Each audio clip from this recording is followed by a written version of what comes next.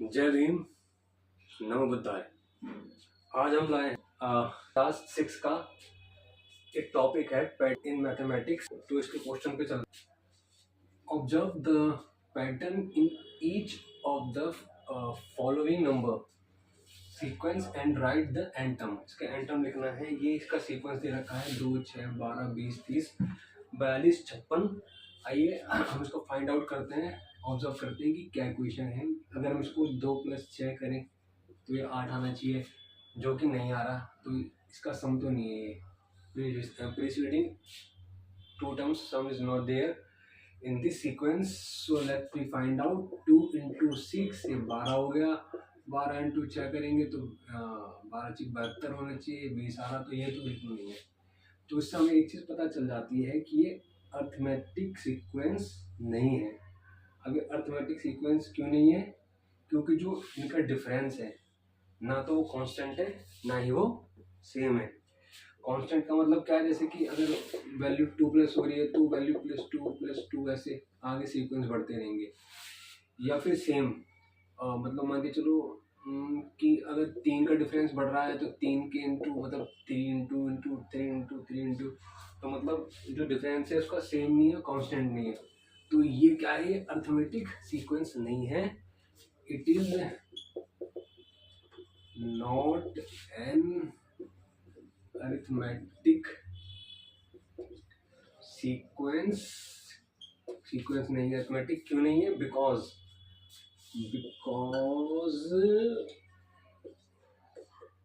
The difference of the terms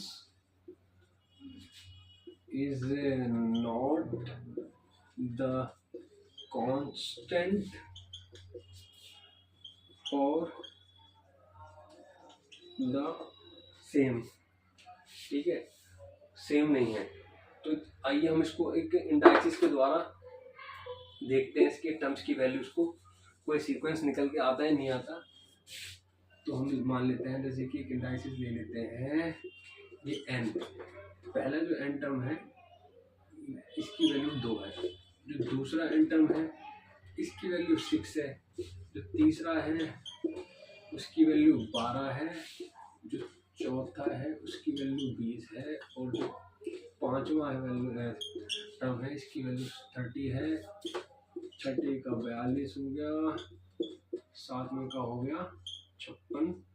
तो आइए देखिए, हम इसको जैसे डिवाइड करते हैं इसको इससे, 2 1 2 आ गया, 6 2 3 आ गया, 12 4 24 5 आ गया, 30 + 5 6 आ गया, 42 67 आ गया। 56 को डिवाइड कर देंगे 7 से, 8 आ गया।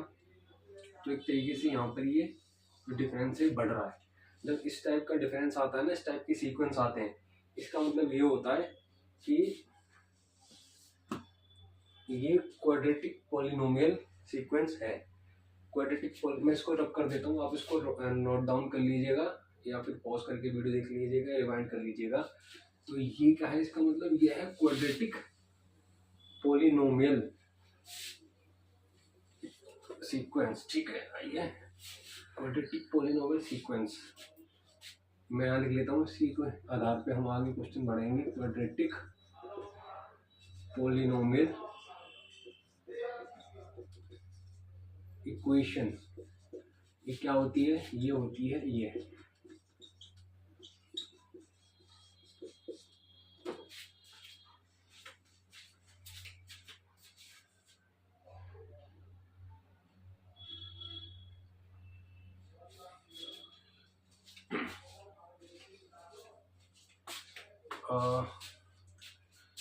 ABC।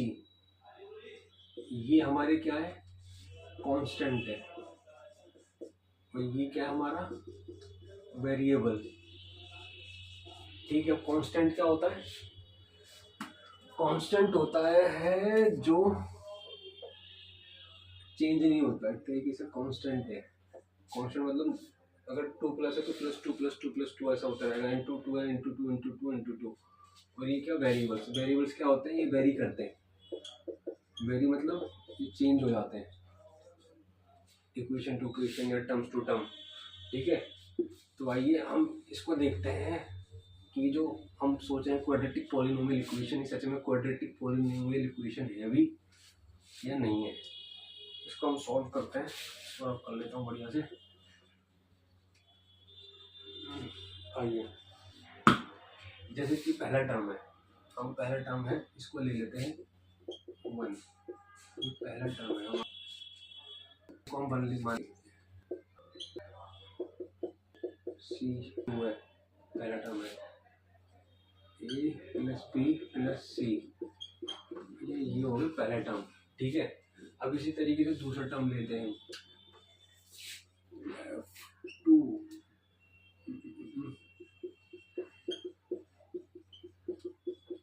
ये 6 है, तो ये 4A plus 2B plus C 6, ये दूसरा इक्वेशन हो गई हमारी। अब हम इस तरीके से 3, आप साथ के साथ नोट डाउन कर लीजिए, वीडियो को पॉज करके देख लेना या फिर डिवाइड करके देख लेना, वीडियो को शेयर कर दीजिएगा, ठीक है।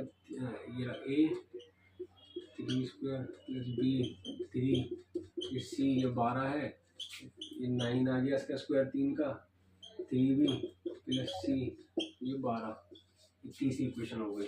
अब हम सब्ट्रैक्ट करते हैं 1 को दूसरी इक्वेशन से, ठीक है। सब्ट्रैक्ट इक्वेशन 1 फ्रॉम 2, क्या है हमारी दूसरी equation 4A plus 2B plus C 6, पहली इक्वेशन है A plus B plus C, ये 2 है, सब्ट्रैक्ट कर देंगे कट जाएगा, ये 4 आ गया, ये 3A प्लस B, और ये क्या होगी हमारी फिफ्थ इक्वेशन, ये फिफ्थ इक्वेशन हो गई। हम क्या करेंगे, सब्ट्रैक्ट करेंगे दूसरी इक्वेशन को तीसरी इक्वेशन से, तो सब्ट्रैक्ट इक्वेशन 2 फ्रॉम 3, आइए 9A plus B plus C, sorry 3B plus C, ये 12 है, दूसरी इक्वेशन ये है 4A plus 2B plus C, ये 6 है, तो सब्ट्रैक्ट कर दें, ये कर जाएंगे B 5A ये 6, ये आ गई छठी इक्वेशन, ठीक है। ये हो गई हमारी फिफ्थ इक्वेशन, ये हो गई हमारी छठी इक्वेशन। अब इन दोनों को सॉल्व करेंगे, इनको सॉल्व करते हैं, आ जाइए solve fifth equation with sixth equation.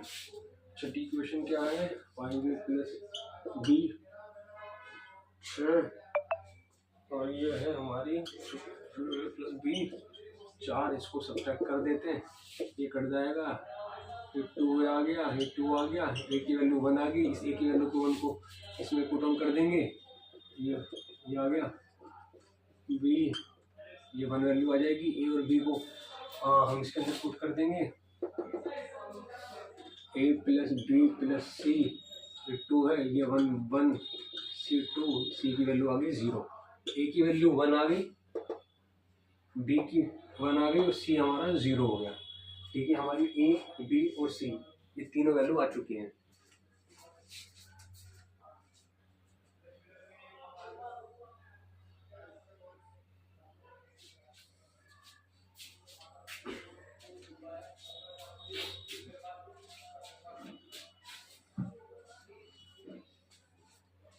मैं इसको रब करने जा रहा हूँ और आप इसको नोट डाउन कर लेना या फिर पॉज करके देख लेना।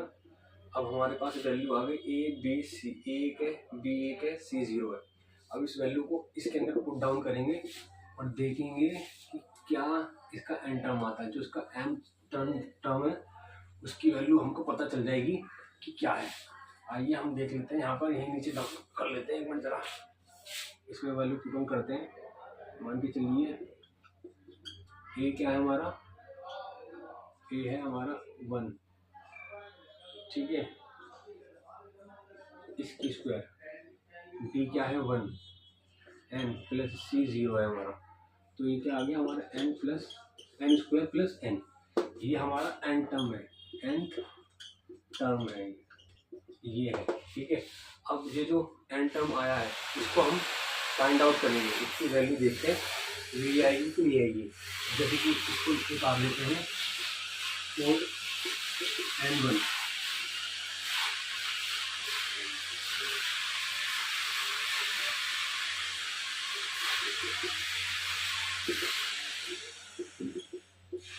वैल्यू को रखो उसके पास इस तरीके से, इसी तरीके से आगे सॉल्व करेंगे।